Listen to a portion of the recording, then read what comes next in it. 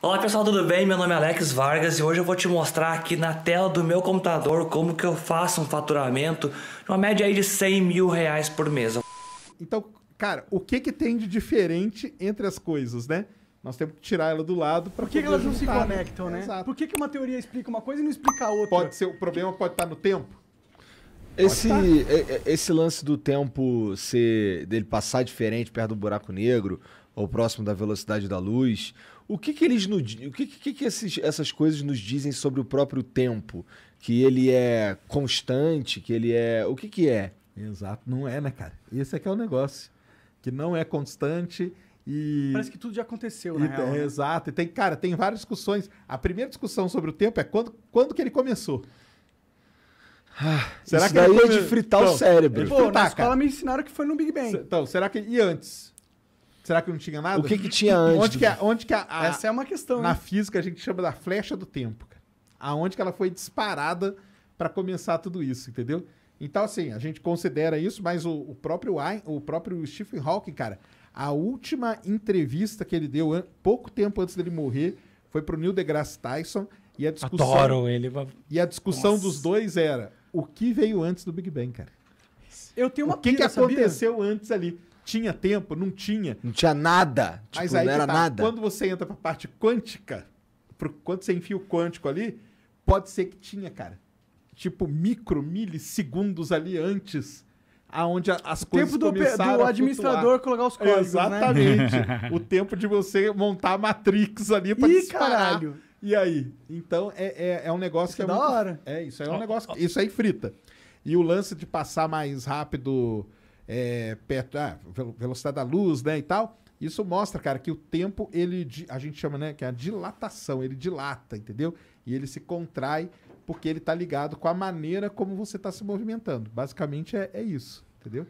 Nossa, isso é muito maluco. Não, mas aí que tá. Pega o exemplo que eu falei da pandemia, cara. A gente sentiu na pele isso, cara. Porque você tá lá, imagina o cara, acorda 6 horas da manhã, toma banho e tal, pega o ônibus, não sei o quê. Cara, o dia dele é a mesma coisa. Agora, o cara que ficou... Esse mesmo cara teve que ficar em casa. Vamos supor que foi um cara que ficou em casa. Ele acordou...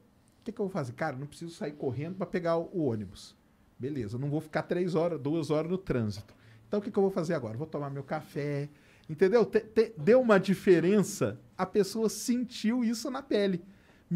O que estava acelerado, na verdade? A cabeça dela que está acelerada. Isso tem muito a ver com quebrar a rotina também, não é? Então, assim, quebrou também a rotina. Então, o contrário também é verdade. Se o cara ficou em casa a vida inteira e, de repente, ele precisa sair de casa para trabalhar todo dia, ele vai ter uma percepção diferente do tempo. Vai ter uma percepção também. Vai ter uma percepção. Tem uma coisa maluca que é o seguinte, a criança percebe o tempo, assim, um dia da criança dura muito mais tempo do ponto de vista fenomenológico da experiência do que um dia de adulto. Então, ela percebe o tempo de maneira diferente, é como se ele passasse mais devagar para a criança. Porque tudo é novo. Não é só isso, tem a ver com o funcionamento do cérebro mesmo. O que o Sérgio falou é a grande verdade. Assim, a grande tendência hoje em dia é entender que não existe o tempo. O tempo é um feixe de sentidos, tá? Então, por exemplo, a gravidade atrai o tempo, tá? Então, seus pés são mais velhos que a sua cabeça. Porque, em última análise, seus pés estão mais próximos da Terra, que é uma grande massa que vai puxá-la, tá? Então, o seu pé está andando, tá aqui dentro desse invólucro do ponto de vista de atrações maior do que esse invólucro de atrações que está na sua cabeça. A diferença é mínima. Mas é isso. 2 relógios em 2 posições diferentes, um mais alto que o outro, vão medir o tempo de maneira diferente, se esses relógios forem muito precisos. Isso aí a gente mostra com os satélites que estão em volta da Terra. Exato. Você tem que GPS, acertar o GPS, exatamente. Ele tem um relógio atômico ali. Caralho, não sabia disso. Aliás, é uma das provas que a relatividade existe. É essa. Exato. É essa. Você tem que ajustar o relógio e acertar. São relógios atômicos, ultra mega precisos, lá na casa do microsegundo, que dá uma pequena diferença. Dá, cara. Mas isso aí, na hora que você vai jogar a bomba na janela do vizinho... Mais do que isso, na hora do GPS faz diferença. No dia a dia das pessoas. GPS dá bucha. Dá bucha mesmo. Sim, faz diferença total. Mas olha que interessante. Então, o que o Sérgio está falando, ele tem 2 verdades.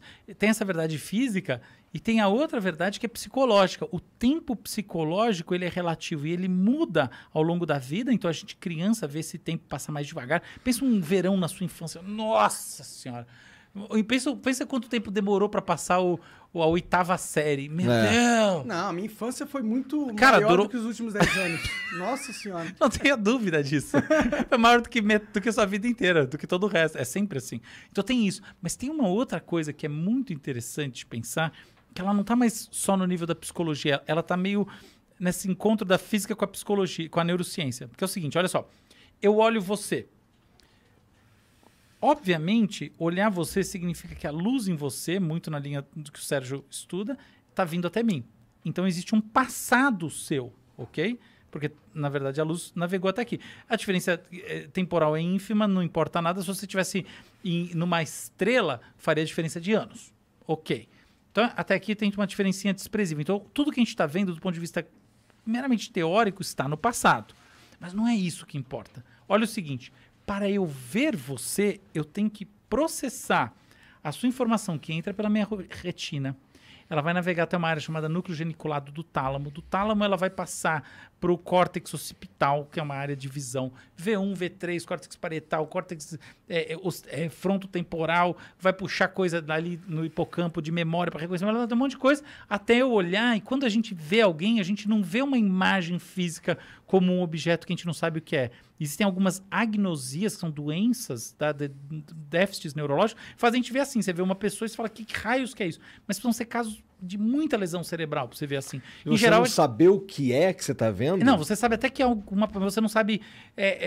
tem gente que não sabe o que é, tá? Inclusive casos muito extremos de Alzheimer, casos muito avançados de Alzheimer, tem isso. Mas em geral, você sabe, só que você não sabe quem é. O que importa é o seguinte, hoje em dia a gente vê as pessoas de maneira saudável já com identidade, não só pessoas, objetos. A gente sabe que isso aqui é uma taça.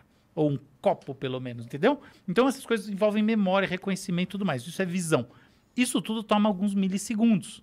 Então, efetivamente, o nosso presente é um encontro com o passado sempre. Porque, não só por causa da questão de que a luz precisa chegar até a gente, mas porque essa luz precisa chegar até a gente precisa processar isso tudo e, efetivamente, ter a experiência da visão, que é uma experiência sobre essa coisa que aconteceu nesse nosso passado. Até aí tá bom, que curiosidade interessante. Mas olha só o que não é curiosidade.